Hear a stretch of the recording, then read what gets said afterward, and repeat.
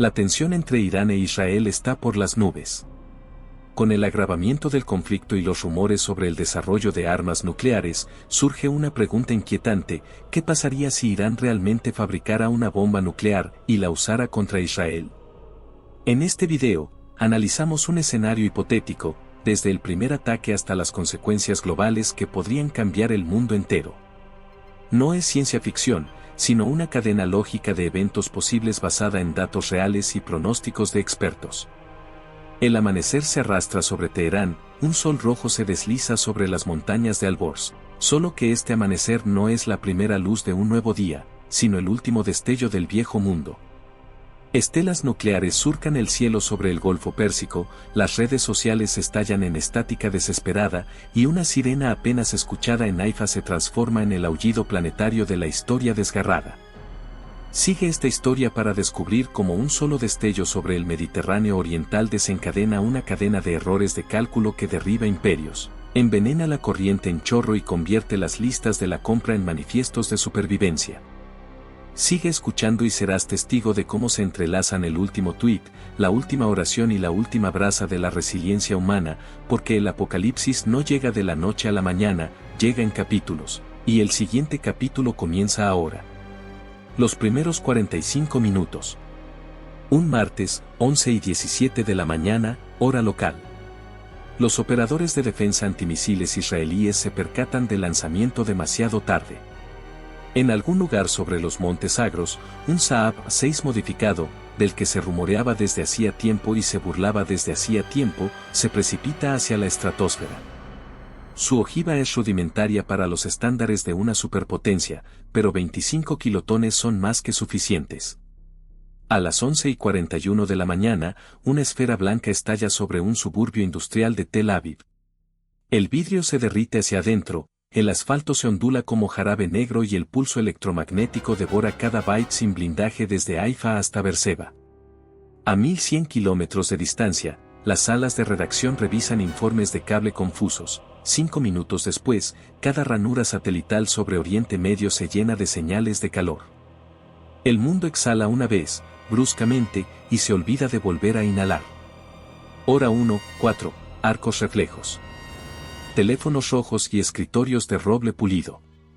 En el búnker reforzado de Jerusalén Oeste, el Consejo de Seguridad Nacional de Israel autoriza el Macabeo de Hierro, un manual preparado desde los primeros días de Dimona.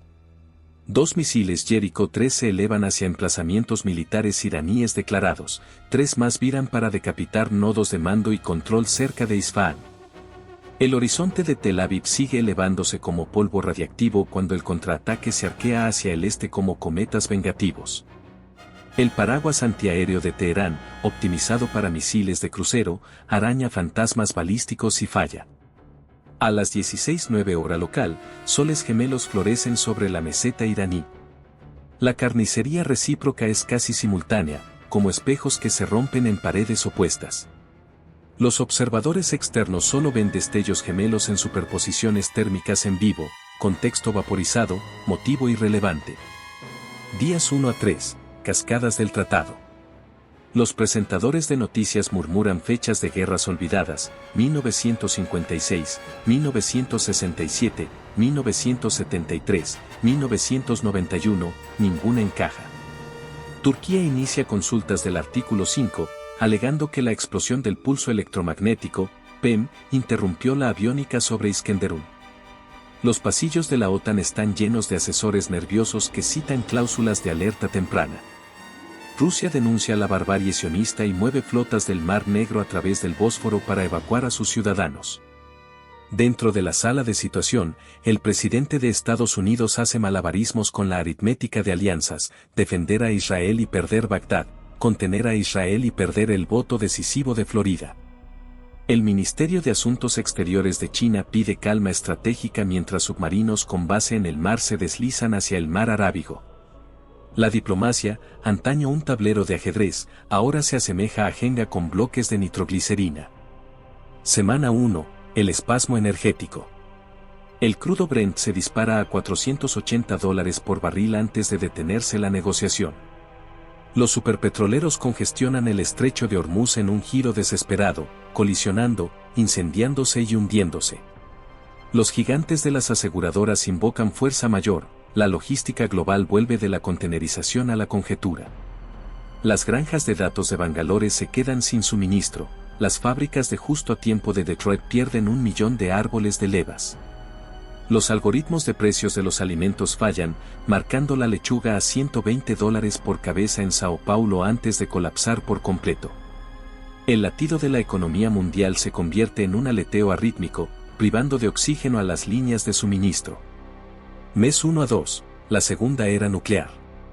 Pakistán activa una disuasión mínima creíble y dispersa ojivas. Arabia Saudita, atrapada entre las cenizas de su archirrival Irán y el nerviosismo letal de Israel, revela su supuesta compra de variantes chinas del DF-21 estacionadas a las afueras de Riad, ojivas en préstamo hasta que pase la crisis. Egipto reabre silos de misiles en el Sinaí, probados por última vez bajo la supervisión soviética. La sede del OIEA en Viena, semievacuada, emite un memorando sin numerar: la arquitectura de control de armamentos es efectivamente nula. La teoría de la carrera armamentista había predicho décadas, la realidad la comprime a 57 días. Las naciones con latencia nuclear completan sus sprints, Japón en submarinos, Corea del Sur en hangares, Alemania en silenciosos búnkeres alpinos. La bomba se viraliza. Temporada 1, nieve negra. 3 meses después de la aniquilación de Tel Aviv y Teherán, los atardeceres del norte brillan con un morado intenso. El hollín de los incendios petroquímicos se arremolina a más de 15 kilómetros, reflejando el resplandor solar en el espacio. Las temperaturas descienden un promedio global de 2 grados centígrados, los monzones se estancan, las lluvias del Sahel desaparecen. La frase invierno nuclear migra de la nota académica a la charla en la cola del supermercado. Los futuros de trigo cesan su cotización cuando los suelos de las praderas se congelan a mediados de agosto. Moscú envía grano a San Petersburgo en un rompehielos, por primera vez en junio. Los científicos introducen las cifras de profundidad óptica de aerosoles en los modelos climáticos y susurran un plazo, 5 años hasta que las zonas cultivables se retraigan como animales heridos hacia el Ecuador. Año 1, cisma de información. Las líneas troncales de Internet, ya destrozadas por el pulso electromagnético, PEM, se ven asfixiadas por las ciberreacciones. Se forman islas digitales, redes norteamericanas, redes chino-rusas, redes europeas fragmentadas. Fuera de cada enclave, el rumor supera al fotón. Proliferan los deepfakes, mostrando represalias inexistentes, Bombay brillando blanca, Riad aplanada, contenido que logra una guerra psicológica sin la costosa física. Las poblaciones forman cultos a la realidad en torno a cualquier fuente accesible.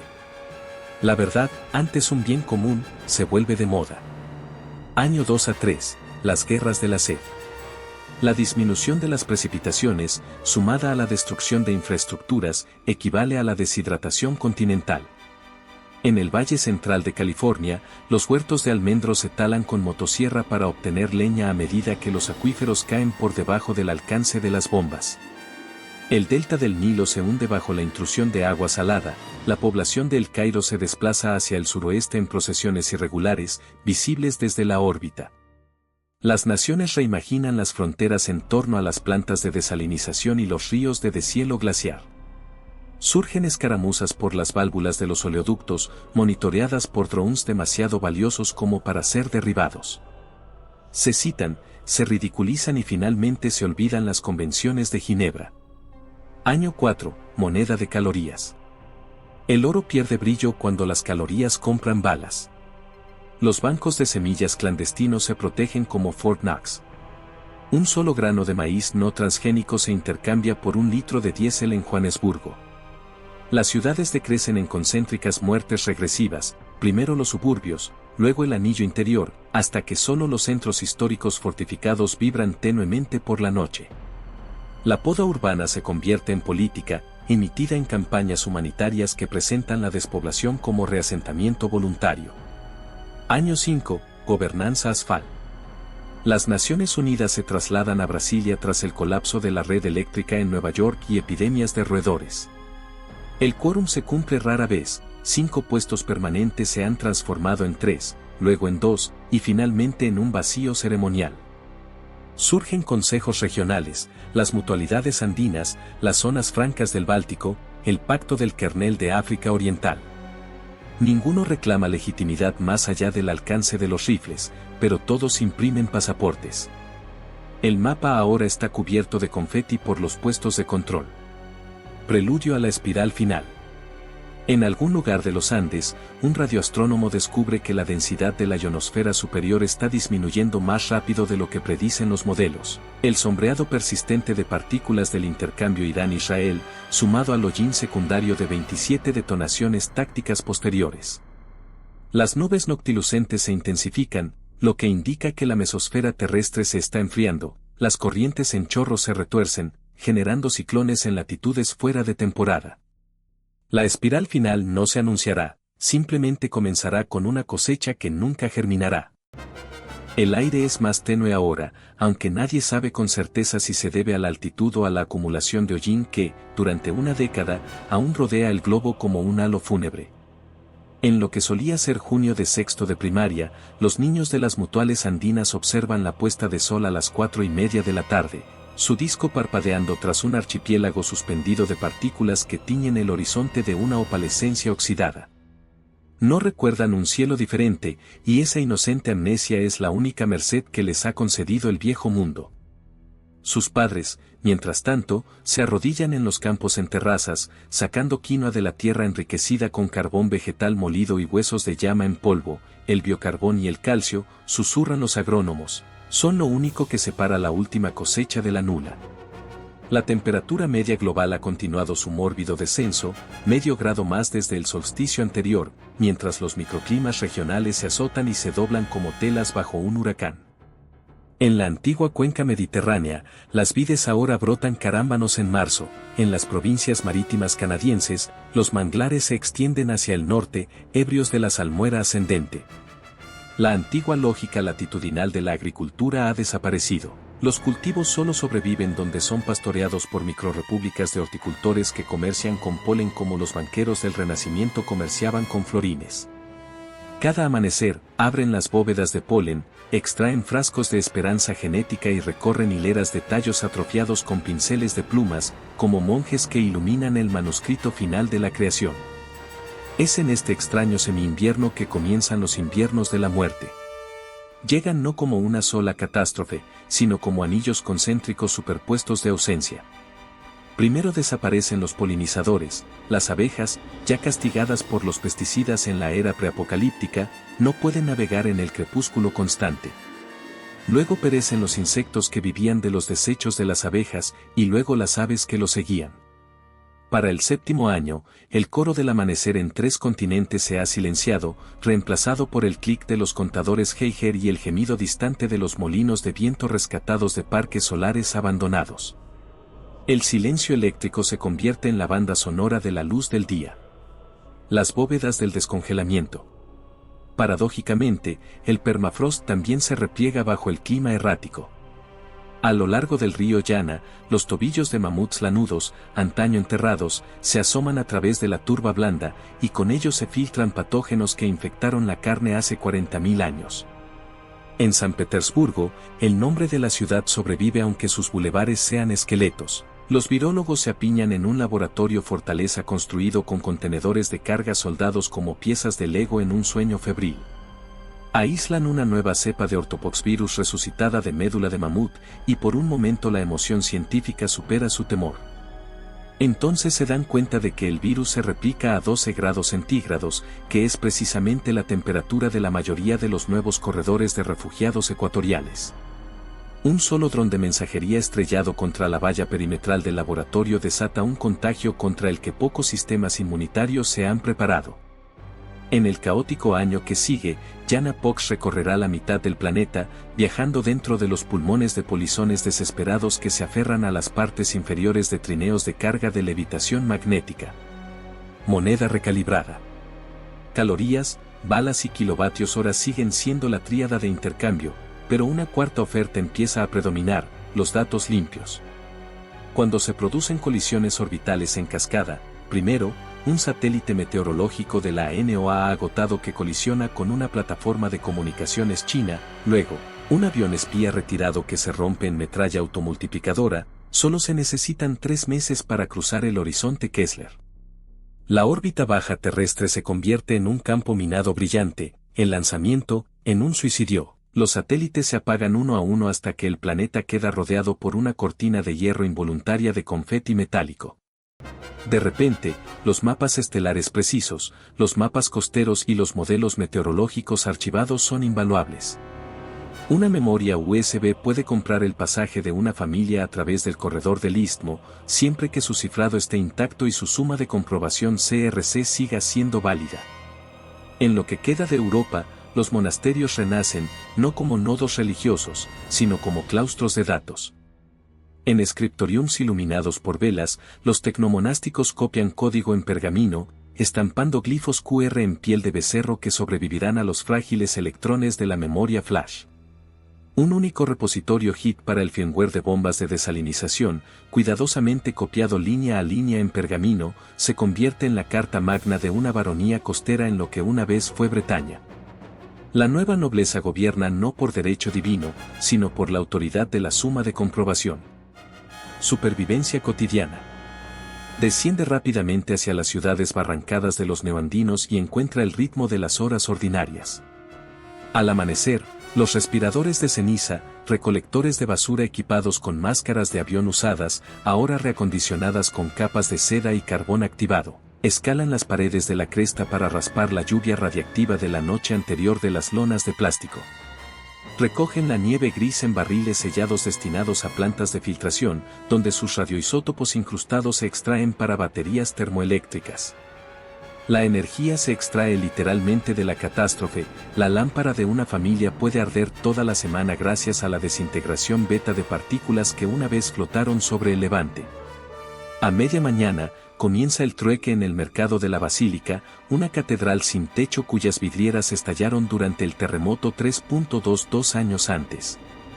Los comerciantes exhiben antiguos artículos de lujo junto a calabacines mutantes, Rolex agrietados junto a calabazas carmesí del tamaño de niños pequeños, con la piel salpicada de erupciones de clorofila inofensivas pero inquietantes.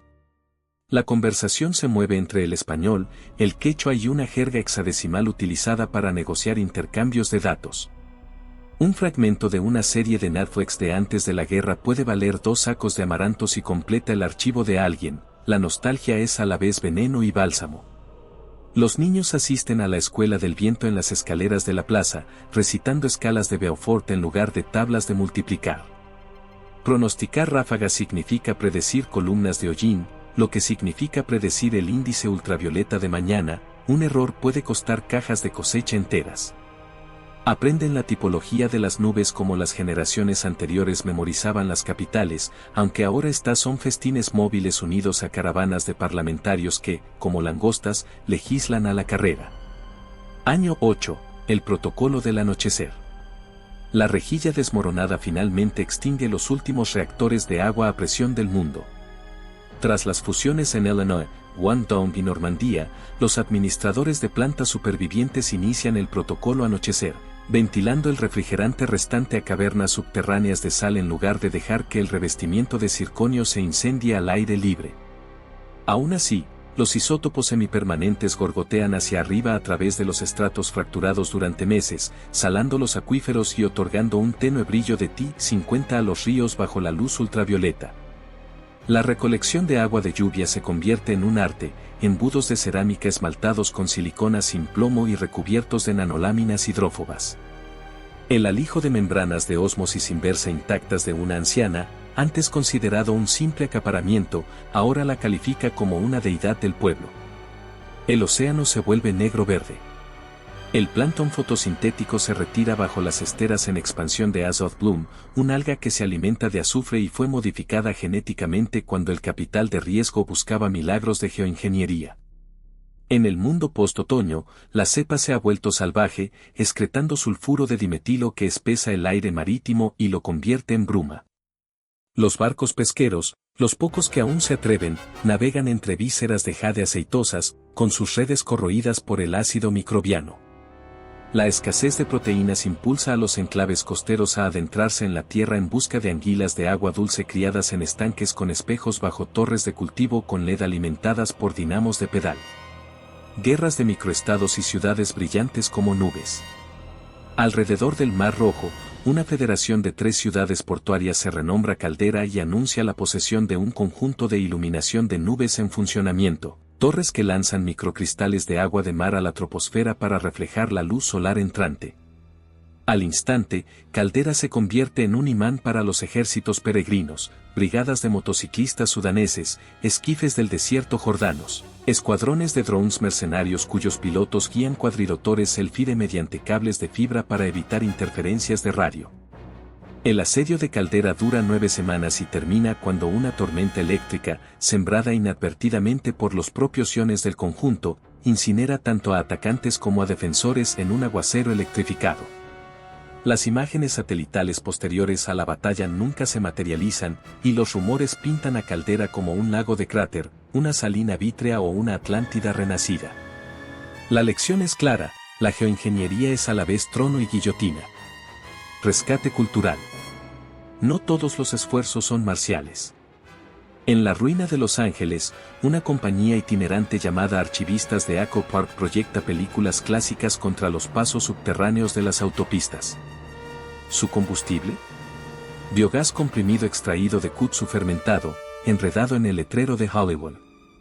Intercalan fotogramas de nuevas imágenes, escenas de matrimonios informales, cirugías callejeras, huertos en azoteas, con carretes de Casablanca y Mad Max, tejiendo un tapiz que recuerda al público que sobrevivir no es vivir.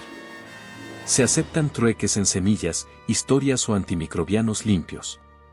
El espectáculo debe continuar, aunque el público sea de 50 personas y cada tos pueda ser de viruela de llana. El silencio orbital resuena abajo. Sin los pulsos de sincronización del GNSS, las redes eléctricas se sincronizan mediante la oscilación de péndulos y el pulso muscular humano. Los ferrocarriles emiten salidas según el mediodía solar, las zonas horarias se fragmentan en cronoclinas locales. Un viajero que cruza el Medio Oeste en 9º año debe reiniciar su reloj 15 veces entre Omaha y Cleveland, aunque ninguno de los dos nombres aparece en las señales de tráfico, ahora reemplazadas por glifos que indican la disponibilidad de agua y la densidad de plagas. El término fatiga de zona horaria entra en la psiquiatría vernácula para describir el vértigo cognitivo de no saber nunca qué día ocupamos. Tormentas de fuego celestial. La magnetosfera, dañada por sucesivos pulsos electromagnéticos y la reducida entrada solar, se convulsiona en electrochorros que tiñen el cielo de franjas rojo-violetas hasta los 20 grados de latitud. Estas auroras de baja latitud, llamadas esquífides, queman los circuitos sin blindaje cada vez que se encienden. Las comunidades excavan varillas de cobre de puesta a tierra a metros de profundidad y tejen tela Faraday en cada costura de las chaquetas. Sin embargo, algunos ven belleza en medio del peligro, se programan bodas para coincidir con los pronósticos de esquífides, y la pareja se ilumina con destellos de neón cósmico que garabatean presagios en el cielo. Año 10. El Tratado de los 5 Valles. Al abrigo de los Alpes, 5 cantones lingüísticamente divergentes, antaño fragmentos de Francia, Italia y Suiza, ratifican lo que llaman con grandilocuencia un tratado, aunque equivale a compartir un solo río, una sola zona de protección contra los vientos y un puñado de semillas ancestrales. Aún así, es el primer acuerdo territorial en 4 años que no se selló a punta de pistola.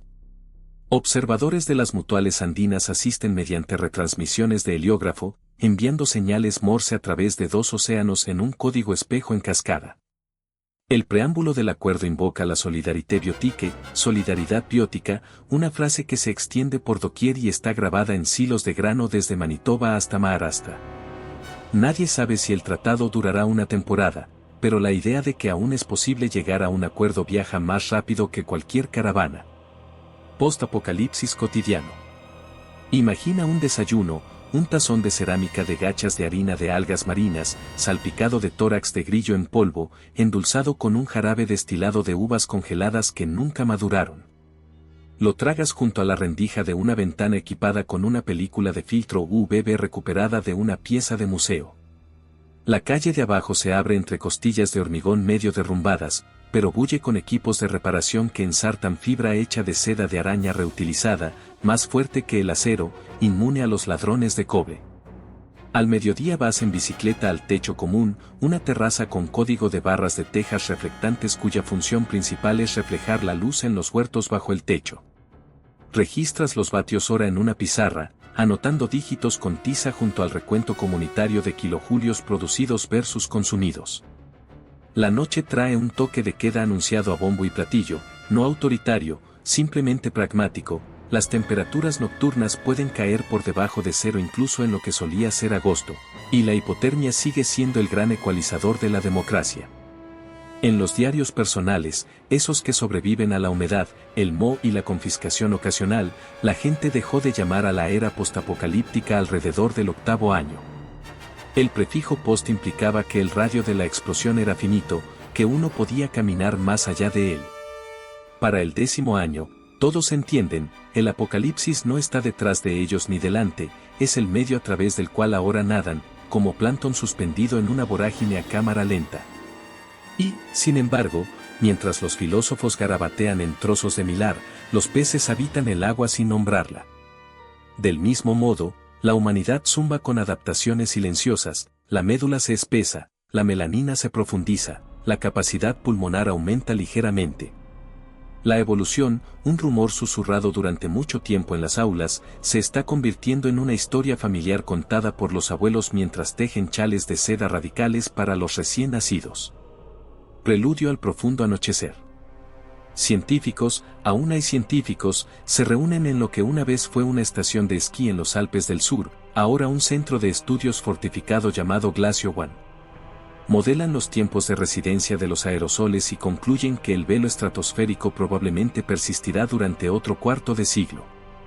Pero nuevos datos de globos de sondeo atmosférico revelan un giro siniestro, la capa de aerosoles se está estratificando en bandas térmicas alternas, generando remolinos de corrientes en chorro que podrían bloquear los sistemas meteorológicos durante años.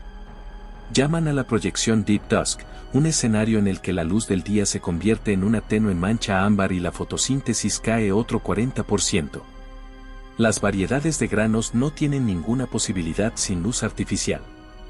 La humanidad debe decidir si apuesta por una segunda ola de espejos solares orbitales, una opción complicada por el cinturón de Kessler, o se retira bajo tierra donde los campos bioluminiscentes de hongos modificados brillan como campos de zafiro en bóvedas cavernosas. En las ciudades de los barrancos, nada de este modelado se filtra con la suficiente rapidez como para importar antes de la cena. La gente solo ve los presagios en lo alto, atardeceres que se desvanecen en la oscuridad sin la habitual coda del crepúsculo, como una vela apagada en lugar de dejarse apagar. Las redes de susurros bullen con rumores de noche permanente en menos de una década. Nadie puede confirmarlo, hay muy pocos instrumentos, demasiada estática, pero el rumor por sí solo reorganiza los patrones migratorios. Los convoys se desplazan hacia el Ecuador, buscando aquellas latitudes donde la luz del día se prolonga 10 minutos más. El cinturón ecuatorial, ya hinchado más allá de su capacidad de carga, se prepara para la afluencia excavando pozos acuíferos más profundos y blindando las plantas desalinizadoras con muros de adobe salpicados de vidrios rotos. Un último café sigue funcionando en el casco antiguo de Quito, el Café Horizonte, cuyo letrero de neón funciona con energía termoeléctrica recuperada. Una pizarra en el exterior muestra acertijos diarios cuyas respuestas te hacen ganar un chorrito extra de leche en polvo. El acertijo de hoy es simple: ¿qué viaja más lento pero se agota más rápido? Dentro, un poeta ciego cree saberlo, pulsa las teclas braille de una máquina de estampación manual, troquelando versos que hablan de un cielo petrificado y de corazones que aprenden a latir en tiempo geológico. Y en algún lugar, en un archivo subterráneo que huele a ozono y aceite de cedro, una sola semilla parpadea bajo el haz de un esterilizador UV, CIMES, cepa ancestral, viabilidad del 98%. Un técnico la introduce en una ampolla sellada al vacío y susurra, no una oración, sino un código logístico. El apocalipsis, después de todo, no es un final, es un libro de cuentas, créditos y débitos contabilizados en calorías, kilovatios y promesas aún por germinar. El recuerdo de la luz del día se desvanece, pero los instintos afinados en una época más brillante persisten, impulsando a la gente a mirar al cielo cada mañana como si, solo por costumbre, pudieran devolverle al sol su brillo natural. Para el 11º año, los humanos ya no miden el tiempo en calendarios, sino en espectros. La longitud de onda de cada amanecer se muestrea mediante fragmentos de prisma fijados a los marcos de las ventanas y luego se registra en pizarras ennegrecidas por el humo. Un amanecer con un sesgo violáceo indica una buena eficiencia de las lámparas de cultivo, uno con un tinte verde advierte de oleadas de aerosoles que estrangularán la energía fotovoltaica. Así, el color, antes estético, se vuelve actuarial. Ecos en el cinturón del óxido. A lo largo de lo que una vez fue el medio oeste estadounidense, los elevadores de grano se alzan como agujas de catedral sobre un mar interior de vidrio pulverulento, arena fundida producida cuando los pulsos electromagnéticos y los arcos eléctricos impactan en lechos de lagos secos. Los habitantes del pueblo tallan el vidrio en lascas afiladas para incrustar mosaicos de advertencia alrededor de los jardines comunitarios. Bajo uno de estos elevadores, un recién fundado consejo de resonancia se reúne cada noche. Su credo, que las vibraciones armónicas, transmitidas a través de altavoces subterráneos, pueden persuadir a las fibras de las raíces a mayor profundidad, pasando bolsas de radiocesio hacia una arcilla más limpia. Discuten sobre la frecuencia de la misma manera que los teólogos debatían sobre la gracia. La cosecha que sigue mejora marginalmente, lo suficiente como para legitimar la doctrina, y los peregrinos llegan con diapasones atados al cuello como antiguas insignias de peregrino. Devotos o no, todos escuchan cuando la tierra zumba al atardecer, un bajo profundo que parece unir la médula y la memoria. Llana Pox, segunda floración. Mutada en los corredores de tránsito ecuatoriales, la viruela llana resurge con una fase de latencia tan engañosa que las víctimas parecen sanas semanas después de la infección, solo para estallar en pústulas abrasadoras momentos después de un esfuerzo físico intenso.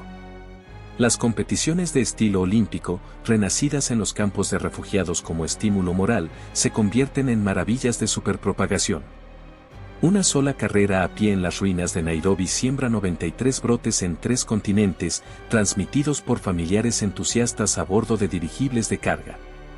Los equipos médicos responden con pistolas de calor que cauterizan las pústulas a medida que se forman, un protocolo desesperado apodado Torch Mercy, misericordia de la antorcha. Los sobrevivientes son pocos, pero visiblemente marcados, sus cicatrices se confunden con tatuajes de valentía.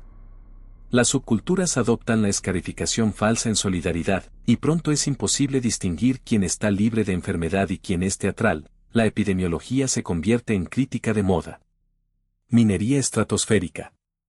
El atardecer profundo se oscurece aún más cuando una coalición de potencias ecuatoriales lanza aerostatos kilométricos de ancho, plataformas de globos que arrastran cables conductores, a la estratosfera inferior para aspirar electrostáticamente el hollín de carbono.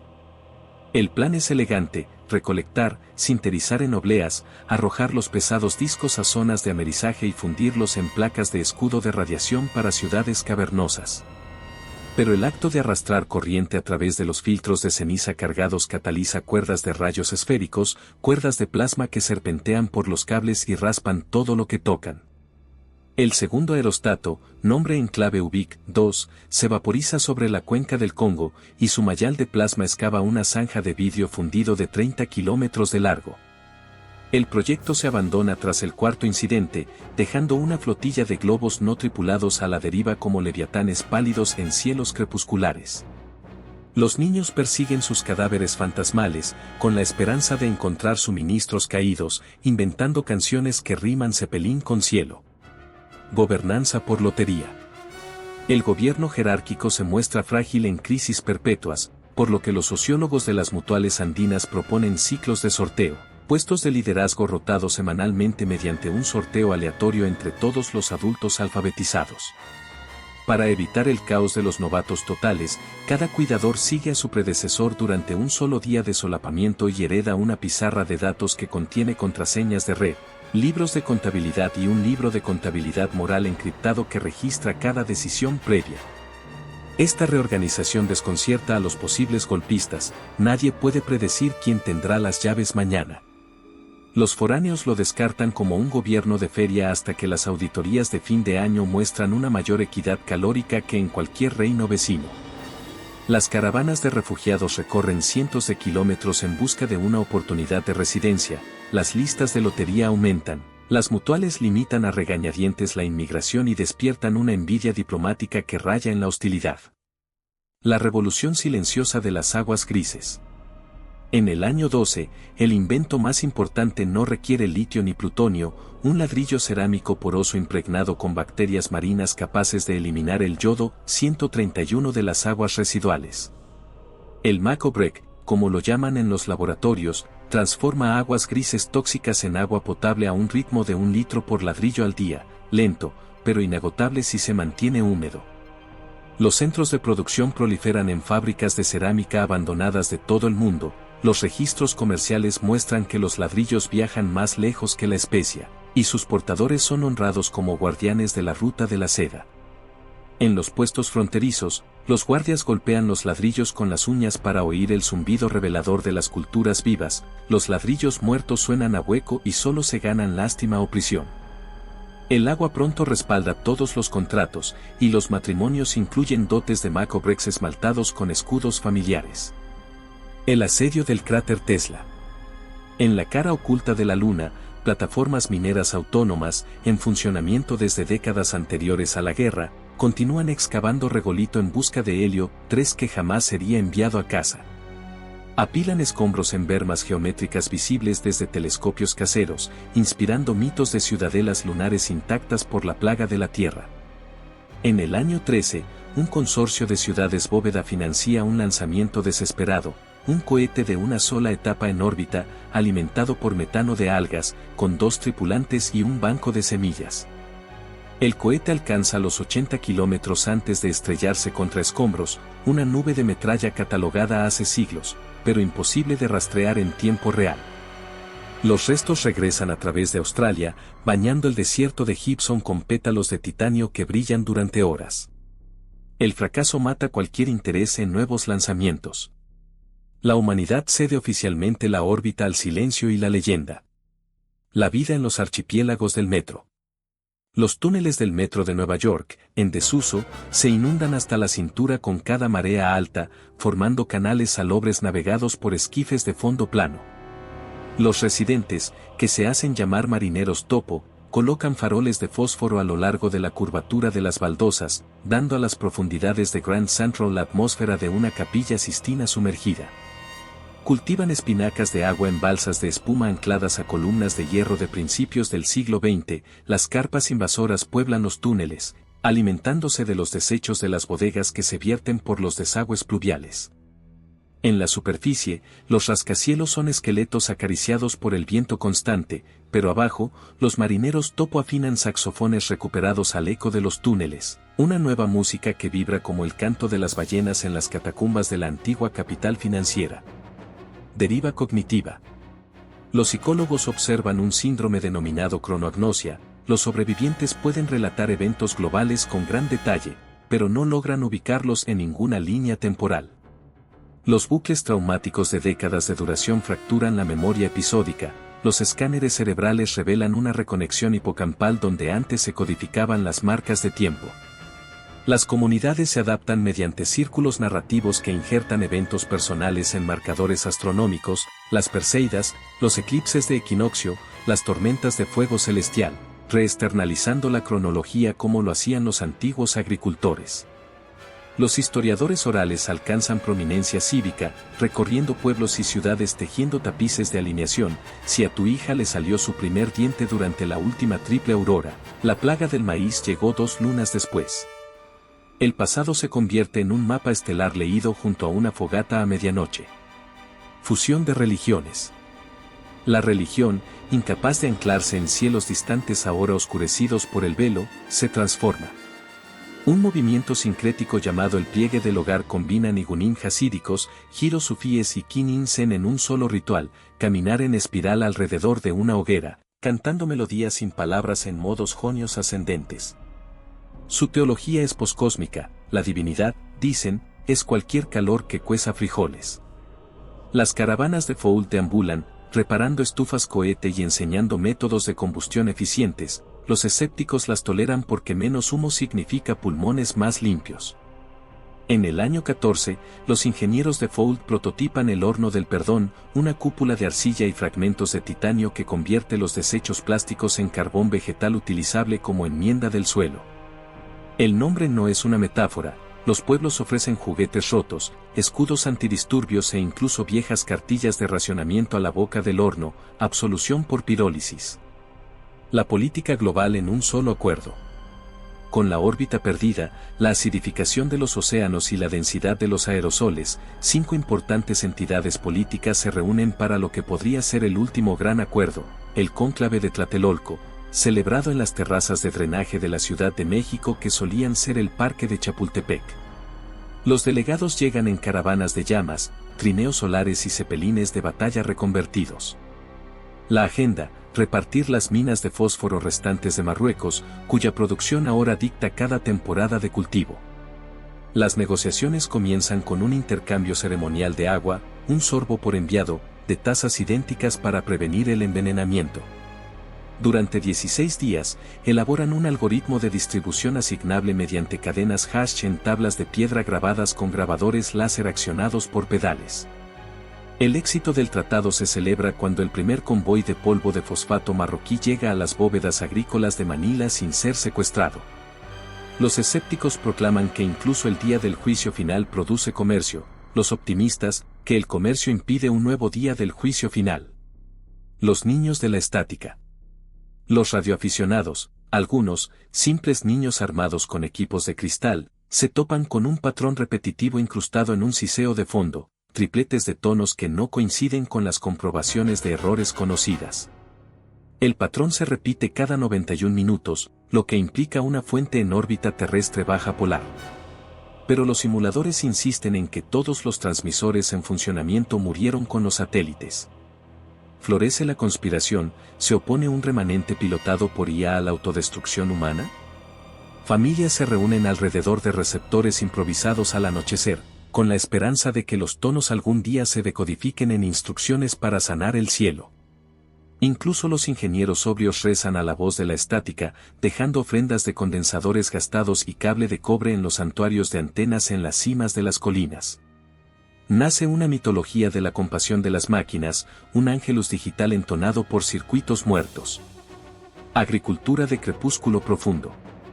La fotosíntesis ahora compra solo 4 horas de fotones en muchas latitudes, de ahí el auge de los pastores de lumen. Con capas de alas de espejo cosidas con reflectores de drones estrellados, caminan por las crestas al amanecer, dirigiendo la luz solar hacia los cultivos en terrazas mediante decenas de miles de fragmentos de helióstatos montados en engranajes de bicicleta recuperados. Cada amanecer es un ballet coreografiado, un espejo mal girado y un bancal de patata se marchita. Los niños aprenden a los 6 años, navegando por laberintos de espejos como surfistas en la luz. El término heliotropismo recupera su brillo sagrado, las oraciones incluyen declinaciones angulares. Un verano de sequía, un eclipse aplana los rendimientos en media provincia. Ese invierno, los pastores tallan reflectores parabólicos en hielo, utilizando la reflexión interna para alargar el día con la luz de la luna. El colapso de los muros del lenguaje. Los pins comerciales proliferan hasta que las fronteras entre el español, el árabe, el mandarín y el suajili se difuminan en Paxic, un criollo optimizado para el trueque. Los verbos desaparecen, el tiempo verbal se implica con los gestos, los adjetivos se acumulan después de los sustantivos como etiquetas de precio. Los académicos lamentan la pérdida lingüística, pero los campesinos se alegran, menos palabras significan acuerdos más rápidos antes de que lleguen las tormentas de polvo. Los gremios de traducción se adaptan cuidando los matices emocionales, enseñan que una cabeza inclinada añade subjuntivo, una mano en el corazón añade intención futura. La poesía prospera en los gestos, las cartas de amor se convierten en secuencias de danza de dedos grabadas en papel áptico. Pesquerías Aurora.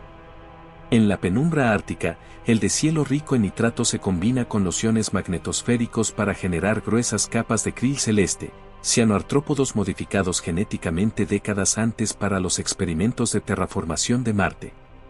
Florecen bajo las auroras, atrayendo focas, luego osos polares y, finalmente, flotas humanas que convierten rompehielos en bioreactores flotantes. El krill celeste se convierte en una pasta proteica que alimenta estrusoras que producen barras nutritivas sin sabor, pero que se conservan.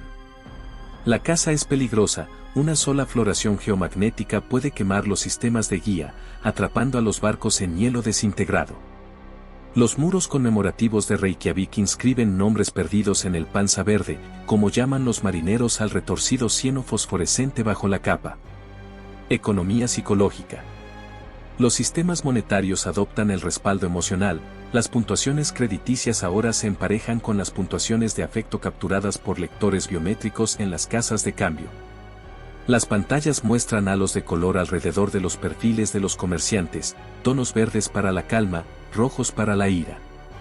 Un vendedor tranquilo obtiene mejores tipos de cambio, estabilizando los mercados mediante la presión social hacia la regulación emocional. Surge la tecnología médica en el mercado negro, microdosis de oxitocina sintética, inhibidores suprarrenales elaborados con algas marinas y cobalto. Los filósofos debaten si el libre albedrío sobrevive cuando los futuros de serotonina dictan los precios del pan. El primer amanecer subterráneo. Año 15. En las profundidades de los Urales, los ingenieros activan el reactor Helios, no nuclear, sino óptico, un toro de láseres de fusión que pinta gigantescas paredes de fósforo, simulando el amanecer para las terrazas de hongos. Al accionarse el interruptor, 100 hectáreas se incendian con un resplandor dorado. Los trabajadores dejan caer sus herramientas y sollozan, algunos mueren de shock cardiogénico, una repentina ráfaga de luz solar recordada. Se corre la voz por los relevos de tambores, los peregrinos se dirigen bajo tierra, en busca del amanecer que ya no surge. Surge un nuevo proverbio, enterramos el sol para verlo salir de nuevo. Preludio a la ecuación terminal.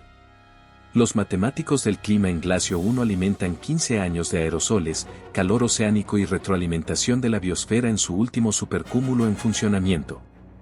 El resultado se desplaza sobre papel térmico, una curva que avanza rápidamente hacia una asíntota vertical a la que denominan la ecuación terminal. Predice que, dentro de 8 años, la productividad primaria neta de la Tierra caerá por debajo del umbral de mantenimiento metabólico para la vida de los mamíferos. En términos sencillos, el planeta está a punto de entrar en un espasmo cadavérico, vivo, pero incapaz de reponer tejido más rápido que la descomposición. Se filtra la noticia de la ecuación, estallan festivales de suicidios en las costas, mientras que en las ciudades de los barrancos, la gente se tatúa la asíntota en las muñecas como recordatorio para impulsar la esperanza, no la desesperación. La vida cotidiana en la asíntota. Por la mañana, te tomas una pastilla, espirulina comprimida con litio para mitigar la radiación, y pedaleas un generador hasta que el sudor te empaña la mascarilla. A la hora del almuerzo conoces a una huérfana de espejo, una niña cuyos padres murieron ajustando helióstatos, le intercambias un Mac Break por un viejo libro de bolsillo que encontró sellado en Millar. Lees a la luz de la linterna, es Ray Bradbury, con páginas que huelen a ozono y creosota. Al anochecer, suenan bocinas lejanas, los Lumen Shepherds anuncian una cosecha de luz exitosa. Subes al tejado, observas siluetas con capas de espejo que se inclinan contra el cielo que se oscurece y sientes, increíblemente, una punzada de gratitud. Si la humanidad debe correr una asíntota, al menos la pista está iluminada por la audacia. En algún lugar, más allá de un montón de vidrio en polvo y efluentes de krill congelado, un niño pega prismas a un volante de papel y susurra, ¿y si lo giramos más rápido? El apocalipsis se aproxima, pero también la resolución. El mundo es ahora una escalera de caracol, cada peldaño más estrecho, más oscuro, más empinado, y aún así la subida continúa porque la gravedad misma se ha convertido en un acto de voluntad. Para el año 16, el amanecer es un rumor que se intercambia como contrabando entre continentes, un recuerdo secreto de calidez que las bocas mayores describen como los marineros hablaban de las sirenas, tan real como para anhelarlo, tan imposible como para cuestionarlo. Los niños nacidos desde el destello Irán-Israel llaman al cielo ocre luz de ceniza. Sus primeros crayones son de carbón, y cada casa conserva una caja solar, un álbum de recortes deshilachado de postales de antes de la guerra pegadas con cinta adhesiva junto a papel reflectante, recordatorios de que el color solía ser más que un código de señales. El umbral de la respiración. La densidad de los aerosoles alcanza el punto en que la hemoglobina carece de oxígeno a nivel del mar. Las poblaciones migran ladera arriba en masa, convirtiendo las crestas montañosas en megalópolis delgadas como cuchillas, extendidas a lo largo de lo que los cartógrafos denominan la frontera isobárica. Aquí, la presión atmosférica aún se mantiene en unos 87 kPa, y cada puñado de tierra se aterraza en bajíos para la producción de patatas. Ciudades enteras se desmontan ladrillo a ladrillo, transportadas hacia el cielo en teleféricos alimentados por corrientes térmicas cautivas. Las tierras bajas abandonadas se convierten en hondonadas de niebla, pantanos de lodo eléctrico donde cualquier metal se corroe y se convierte en encaje en cuestión de semanas.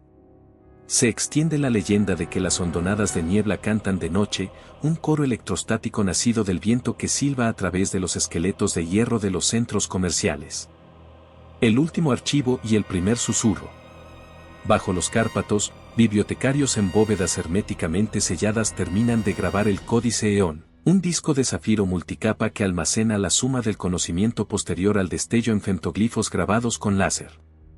El códice está diseñado para sobrevivir 10 millones de inviernos. Al quemarse el último glifo, se corta la electricidad. Nadie habla, sellan la bóveda y llevan la copia de seguridad redundante entre los dientes, diminutas cuentas de sílice ensartadas en collares de tendones. A partir de ahora, los datos viven en lenguas y talismanes. Festivales de entropía. Ante el reloj de 8 años de la ecuación terminal, las culturas se rebelan contra la desesperación con festivales de entropía, carnavales programados según hitos matemáticamente calculados de degradación del sistema, el día en que la biomasa total de hojas desciende por debajo de la biomasa global de insectos, o cuando la fluorescencia del plancton pierde un pico espectral. Los participantes se visten con cinta adhesiva reciclada y bailan sobre tejados blanqueados por rayos UV, izando pancartas que dicen celebra la ecuación inconclusa. Los sociólogos señalan que las tasas de suicidio se desploman después de cada festival, la paradoja de la esperanza que se encuentra en el reconocimiento ostentoso de la fatalidad. El auge del programa Asterión. En la ciudad bóveda de Puna Sur, un laberinto de túneles de basalto en lo alto del altiplano, ingenieros proponen el programa Asterión, llamado así por el minotauro del laberinto. Su premisa: si no se puede levantar el velo estratosférico, entonces extraer luz del interior del planeta. Localizan una superpluma de flujo geotérmico a 30 kilómetros bajo la placa del Pacífico y diseñan haces de fibras de 1 kilómetro de longitud para canalizar emisiones biofotónicas coherentes hacia arriba a través de las fracturas del manto. En teoría, los respiraderos florecerían como auroras artificiales, inundando las capas de nubes con suficientes fotones para resucitar la fotosíntesis. ¿Financiación? Futuros de fósforo, micoladrillos y promesas de ranuras de migración de primera opción. Los críticos lo califican de delirio, los soñadores tallan piedra para albergar la futura plataforma de lanzamiento. Cuando los océanos se convierten en espejos.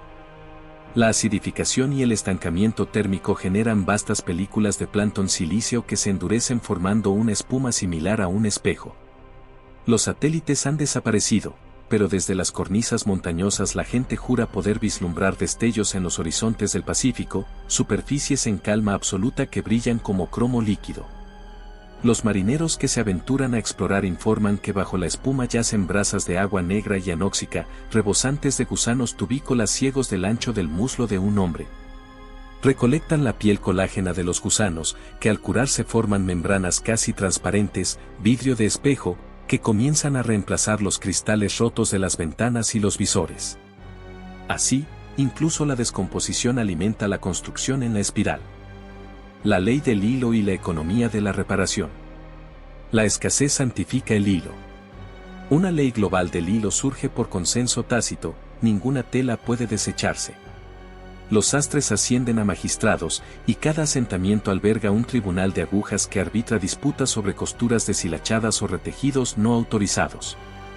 En el Tribunal de Agujas del Barranco de Nables, una capa forrada con alambre de cobre, útil para la protección de Faraday, se declara propiedad indivisible de una comuna. El acusado había intentado cortar el forro de una cuna. La solución del tribunal es la costura salomónica, un hilo continuo con doble bucle para que tanto el niño como el técnico de radio compartan el mismo circuito protector. Así, la jurisprudencia evoluciona hacia el bordado. La revelación de Stone Glass. Los meteorólogos, ahora oráculos, crean agujas de cristal de tormenta, columnas verticales llenas de etanol supersaturado que cristalizan en respuesta al capricho barométrico. Una noche, toda la red de agujas, desde los Urales hasta la Patagonia, florece en escarcha dendrítica simultánea, una sincronicidad imposible. El patrón coincide con un modelo predictivo que sugiere que los giros de las corrientes en chorro se ajustarán a una disposición tetragonal fija, 4 tormentas colosales, estacionarias, bloqueando la atmósfera. Implicación: el planeta albergará 4 hiperciclones permanentes, muros agitados que delimitarán cuadrantes habitables. El pánico amenaza, pero los gremios de pastores de Lumen se apoderan de los datos primero, traduciéndolos a mapas de migración que dirigen las caravanas entre futuros muros de tormenta. El último acto de cartografía de la civilización nace de las agujas fractales de cristal. Año 17, el pacto de las 4 costuras. Con la profecía de vidrio tormentoso acercándose, representantes de cada cuadrante emergente forjan el pacto de las 4 costuras mediante señales de fuego y semáforos, comparten esquemas de helióstatos, cepas de semillas y tecnología de tunelización. Graban el pacto en la roca madre en el punto geométrico central, en algún lugar de las tierras altas y desoladas del Tíbet, para que ningún muro de tormenta pueda borrarlo. El equipo de grabado trabaja con respiradores a 5000 metros de altitud, grabando órdenes cuneiformes, comparte o desaparece. Al terminar, la primera de las tormentas tetragonales cobra vida a 800 kilómetros al este, un pilar negro que asciende hacia la luz de las cenizas como un tornado infinito. La vida cotidiana tras el muro de tormenta. Dentro del cuadrante oeste, bordeado por el ciclón atlántico llamado Marduk, los días adquieren un nuevo ritmo. Las sirenas aúllan no para atacar, sino para detectar la deriva barométrica. Las familias revisan los mapas de costuras antes de tender la ropa a secar en los respiraderos subterráneos. Los niños juegan a la mancha bajo las farolas de fósforo que funcionan con la energía geotérmica. Las cenas son comunitarias, picadillo de algas y krill frito en sartenes reflectantes. El postre es un pudín espejo con gelatina de sílice, cuya superficie es tan reflectante que puedes ver cómo tus pupilas, cada vez más débiles, se dilatan al tragar. Por la noche, las arpas de viento montadas en los tejados traducen la turbulencia de Marduk en himnos sombríos que arrullan a los niños y recuerdan a los mayores las olas del océano, desaparecidas hace mucho tiempo. La red del susurro. Las baterías de zinc aire fallan con el frío de la ceniza, así que los tecnólogos recurren al susurro fotónico, pulsos láser modulados que rebotan entre espejos en la cima de una montaña apenas más grandes que un cristal de afeitar. La red es de línea de visión directa, vulnerable a la niebla, pero ininterferible. Cada mensaje debe caber en un solo paquete, 256 fotones. Los algoritmos de compresión se convierten en poesía. Un tratado puede escribirse en 5 palabras, una carta de amor en 3. Una famosa transmisión simplemente dice, sol encontrado debajo. El debate es intenso si se trata del código para una cámara geotérmica que pulsa con luz o de un anuncio de nacimiento matrimonial expresado en metáforas. En cualquier caso, sol encontrado debajo se convierte en un grafiti de fe en los asentamientos de las colinas. La caída del muro de micelio. La agronomía subterránea prospera hasta que Radbane, un microhongo rebelde, muta para metabolizar el blindaje cerámico de los túneles de cultivo. Una a una, las granjas brillan tenuemente al fallar la contención, dejando campos de hongos con una luz fantasmal que se alimentan de radiación, pero exudan neurotoxinas. Solución inmediata: incendiar los túneles y adentrarse. Consecuencia a largo plazo: los hongos comestibles que antaño salvaron a millones de personas ahora están extintos en 3 cuadrantes. La crisis proteica reaviva rumores, latentes desde hace tiempo, sobre brigadas caníbales. Los gobiernos, todavía en su mayoría consejos de cuidadores rotativos, reabren antiguas bóvedas en Kansas y Kursk, apostando a que embriones bovinos centenarios podrían ser viables si se gestan en cubas de laboratorio. La renovación de los océanos. Mientras los humanos se encierran en sí mismos, los océanos se revelan hacia el exterior. La espuma de espejo se fractura bajo la implacable cizalladura ciclónica, exponiendo las capas ricas en nutrientes a la tenue luz solar y desencadenando la refloración azul, una oleada de algas verde-azuladas que expulsa oxígeno a niveles preflas por primera vez en 16 años. Los bolómetros atmosféricos registran un aumento del 0,3% en el O. Por primera vez desde que cantaban las hondonadas de niebla, las velas brillan con más intensidad sin chisporrotear. Los científicos bailan, pero advierten, la floración puede sobrecorregir la reducción de CO, intensificando el frío. Sin embargo, durante una sola temporada, los cuadrantes reportan hemorragias nasales por la euforia del oxígeno, y los mineros a 4000 metros respiran como corredores a nivel del mar. La esperanza también reoxigena. Año 18, el encendido de Asterión. Contra todo pronóstico, UNASUR completa la perforación de Asterión. Haces de fibra se desvanecen en una chimenea de magma, los testigos juran oír un latido grave que resuena a través de los Andes. Durante 4 minutos, las nubes sobre el Pacífico se encienden con una luz rosada más brillante que cualquier otro día desde el año 0. Los cultivos, empapados por el repentino resplandor, explotan en un frenesí fotosintético, las hojas se despliegan durante la noche, los arrozales brillan con un brillo jade. Entonces, un filamento se funde, la luz se apaga y la chimenea colapsa. Pero fue suficiente, los bancos de semillas confirman la multiplicación de granos viables por un factor de 6. El mensaje es claro, la luz, incluso prestada, produce milagros. Coda de la voz de la estática. Los operadores de los equipos de cristal finalmente descifran los tonos tripletes, una simple máscara binaria que se correlaciona con números primos. Superponen marcas de tiempo y revelan una cuenta regresiva que expirará en el 20º aniversario del intercambio Irán-Israel. La interpretación divide los bandos, las máquinas anuncian nuestra ejecución, dicen los fatalistas, marcan un renacimiento, reclaman los optimistas. Los cuadrantes se preparan para ambos sentidos, conciertos masivos de nanas junto con ejercicios de fortificación. En el aniversario, la estática se desvanece. En su lugar irrumpe una onda portadora de Morse simple, hola oyentes profundos igualan no están solos. La triangulación de señales es imposible a través de los muros de tormenta, pero la correlación con los ecos ionosféricos implica transmisión no desde la órbita, sino desde un conjunto subterráneo en algún lugar en las profundidades de la niebla, un mensaje de humanos no alcanzados o de máquinas evolucionadas. Cualquiera de las dos fuentes reconfigura la imaginación, el aislamiento fue un mito desde el principio. El Pacto del Fénix. Impulsadas por la voz, las asambleas de los cuadrantes convocan referendos simultáneos mediante paquetes de la red susurrante.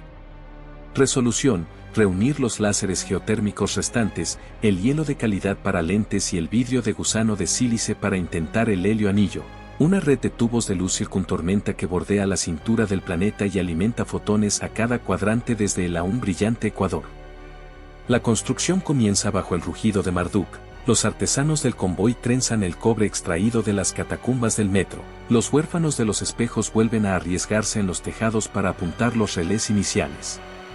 Tomará una década, la asíntota se avecina en 5 años. Pero las escaleras de caracol fueron diseñadas para subir, por estrechas que sean. La vida cotidiana con un anillo en el cielo.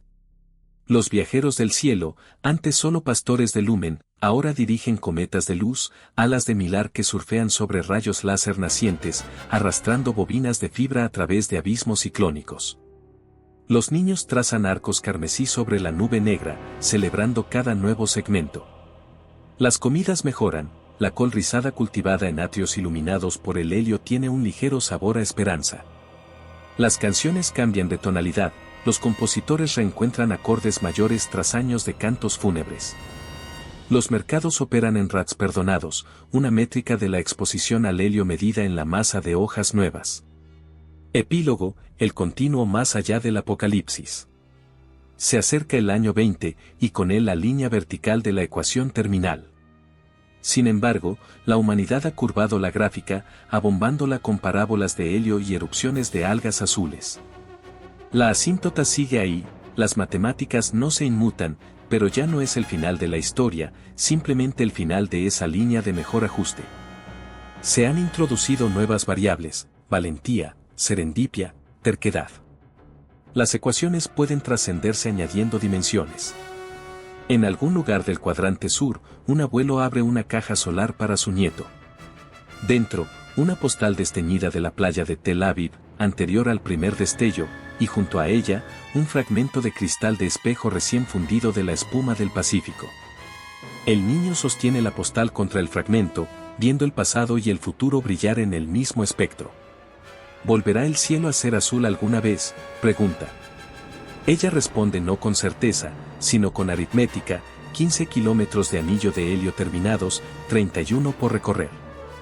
Reflorecimiento azul, un 4% más fuerte en este solsticio que el anterior. Oxidación arriba, desesperación abajo. Los números, en esta era, son canciones de cuna. Cae la noche, aún demasiado temprano, aún demasiado frío, y las arpas del viento entonan el himno ciclónico de Marduk. Sin embargo, en el horizonte, los filamentos escarlata del anillo recién nacido cobran vida, tallando la oscuridad como vetas del amanecer. La gente interrumpe sus tareas, conversaciones, oraciones. Miran hacia arriba, y durante un instante más largo que la gravedad, la escalera de caracol parece menos empinada. Resulta que el apocalipsis nunca fue un punto. Siempre fue una coma, una inhalación antes de la siguiente cláusula de tenacidad humana.